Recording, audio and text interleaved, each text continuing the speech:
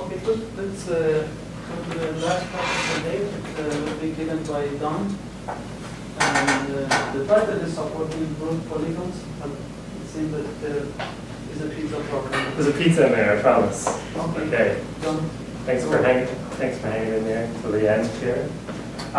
So this isn't really the starting point, but here's a classic theorem of Gauss. Right? So he called it his theorema egregia, which I think means like wonderful theorem or something. Does anyone know that? Anyone know what that actually means? It's something like that. First friend grade. It's like awesome theorem. It's like my really cool theorem. And what it says is that any isometric embedding of a surface is going to preserve the curvature everywhere, at every point. And by curvature here, I mean the Gaussian curvature. And the Gaussian curvature has two parts, two principal curvatures. They're orthogonal. And in the, I sort of drawn some lines here. You can imagine that these are the directions of maximal and minimal curvature. And then the main application, of course, of this theorem is eating pizza. You see, because the pizza is flat. It starts flat, and if it doesn't stretch, then we know any way you roll it up, that's going to be an isometric embedding. Isometric means that I'm preserving all the distances along the surface, the geodesics. And so you use this when you eat pizza because if you curl the pizza like this, you introduce some curvature in this direction, but the product of the principal curvatures has to stay zero. So that means in the other direction, along this axis here, right, it has to stay flat. And that's why the pizza doesn't flop when you hold it over here, right? So you're really using this theorem to keep your pizza from flopping. So we started thinking about this problem really after eating some really terrible pizza at the fall workshop in computational geometry a couple of years ago. And the pizza was just the floppiest pizza ever. It was dripping. But that case, the theorem doesn't apply because if there's enough oil, the pizza probably stretches. But we were thinking about the more general kinds of problems of how do you hold flat things by using the curvature to support them. And this had some connection to a related problem in robotics of holding fabric. So it turns out that in robotics, they were trying to figure out how many different points you need to hold a polygonal piece of cloth to keep it rigid. So they were keeping it flat and taut. And in doing so, they rediscovered the art gallery theory.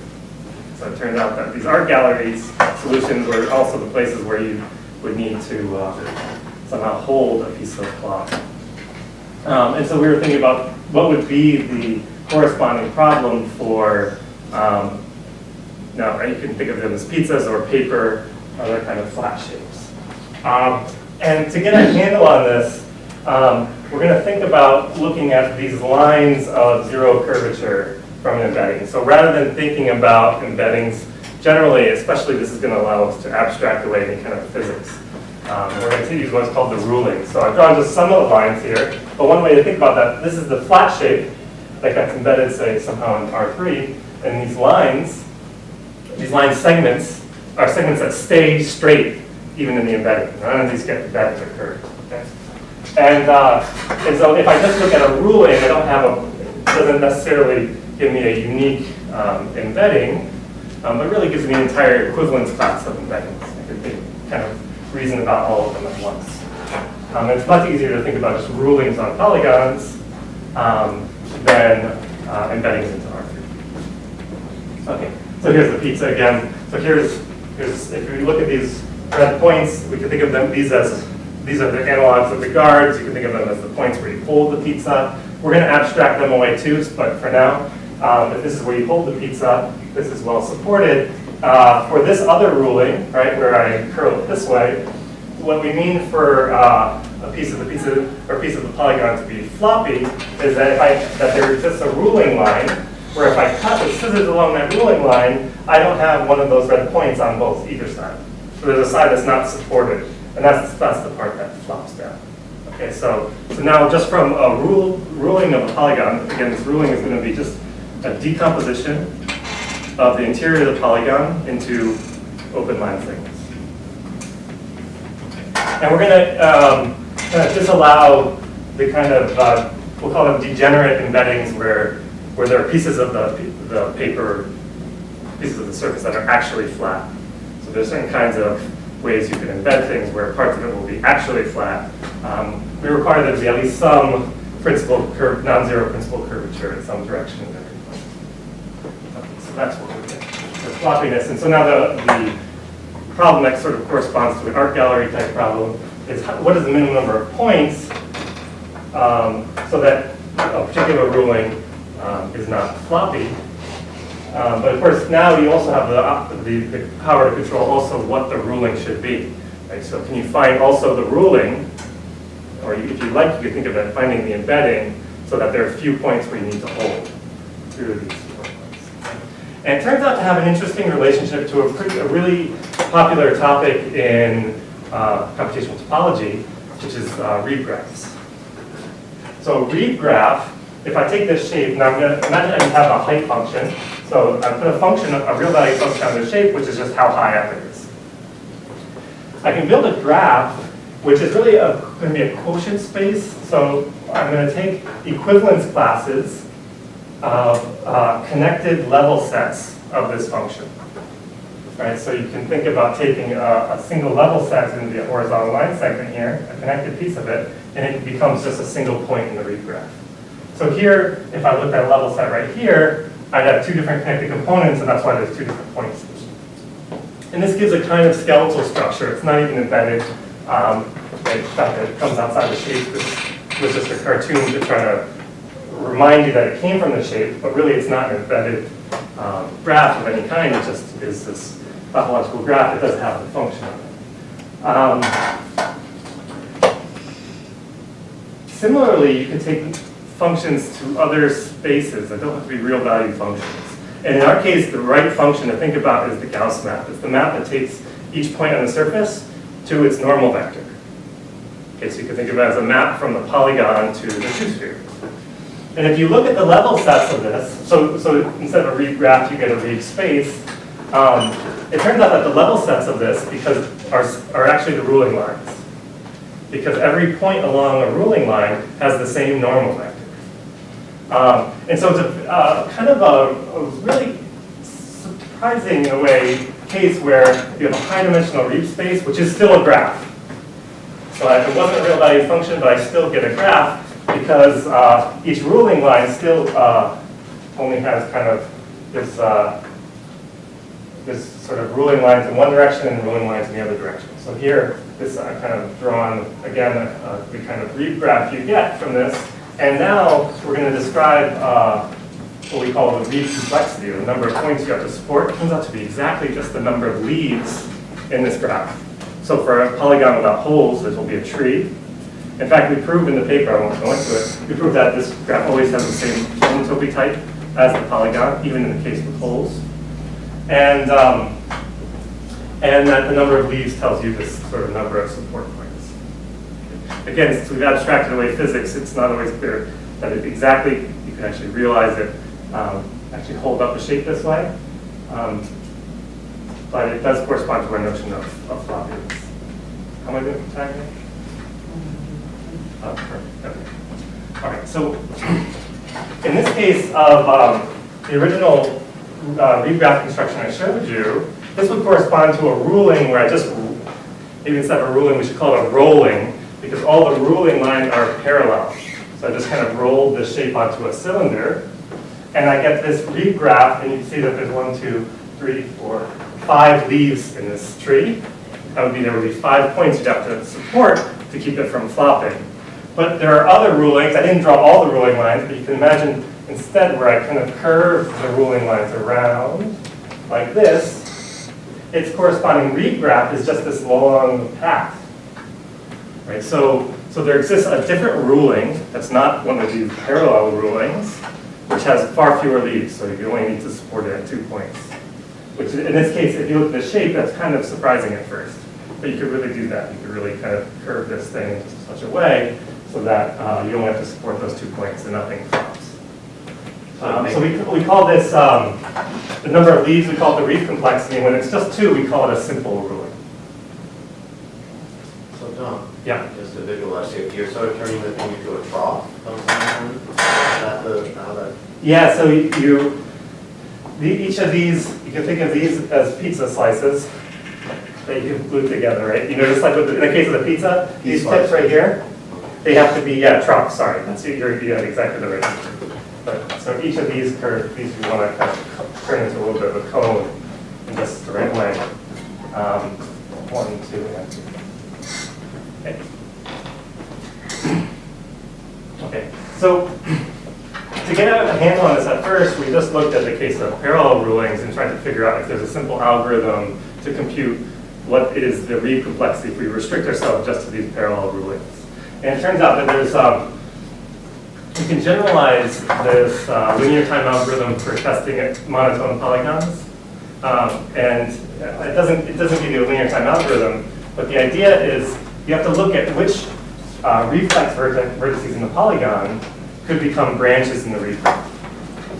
Okay, and so if I look at a particular reflex vertex, it's kind of a cone of different directions, where if I take my ruling in that direction, I'm going to get a, this reflex vertex becomes a branch in the Reeb graph, and the number of leaves is going to be determined by the number of branches. Okay, so if I can have fewer branches, I'll have fewer leaves, right? Because it's a tree, and every internal node has degree 3, well, at least in the generic. Okay, and so what you do algorithmically is you look at these cones, and you can look at these cones just as pairs of slopes. And if you just look at them in a line and you sort them, you're just looking for which part of the line is covered by the fewest number of these. So you just sort them, and you just march through them one at a time, and you find, some of them at some point you're entering a cone, and sometimes you're leaving, and you want to know is there a slope that is a direction for the ruling, which minimizes the number of these cones right there. So it minimizes the number of branches that you'll produce in the Reeb graph. Okay, so this can be done at n log n time. We also showed that an upper bound on the Reeb complexity of any polygon. So if the branches in the Reeb graph come from these reflex vertices, you do have this problem that you can have many reflex vertices. You can have almost all the vertices be reflex vertices, but they can't all be branches. So it turns out that for any polygon, there's always a ruling whose Reeb graph has at most n over 2 plus 1 leaves. So the Reeb complexity is at most n over 2 plus 1. And it's stronger than this. In fact, there's always a parallel ruling.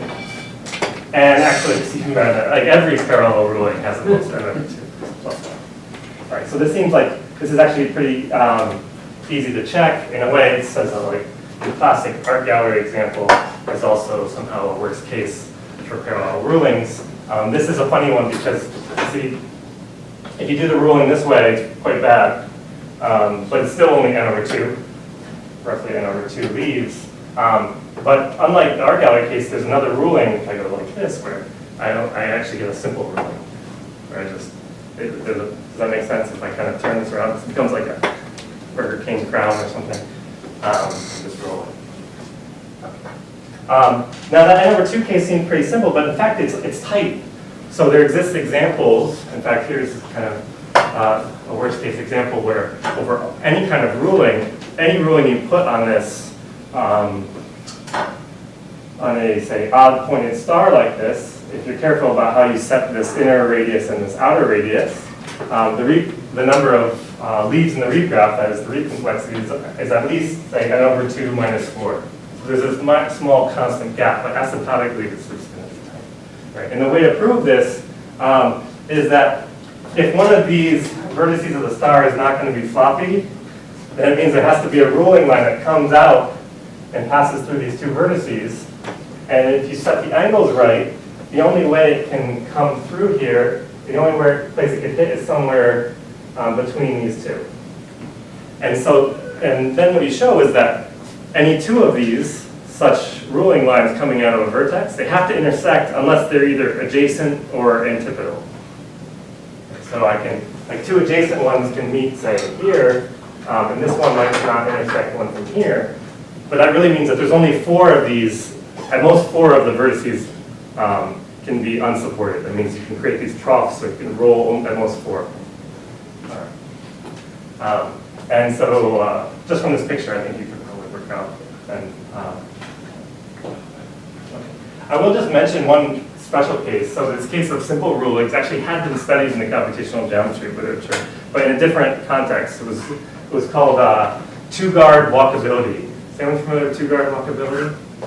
So the idea was you have two guards walking along the boundary of a polygon with the goal that they always have to be able to see each other. Okay. So if you do this, if they walk around, you find paths and you draw the line of sight, which always lies within the polygon, you're actually drawing out the ruling for a simple ruling. So in a way, you could think about this as this problem of minimizing the Reeb complexity, or finding some kind of optimal ruling for a polygon as a generalization of this walkability problem. I thought that was cool.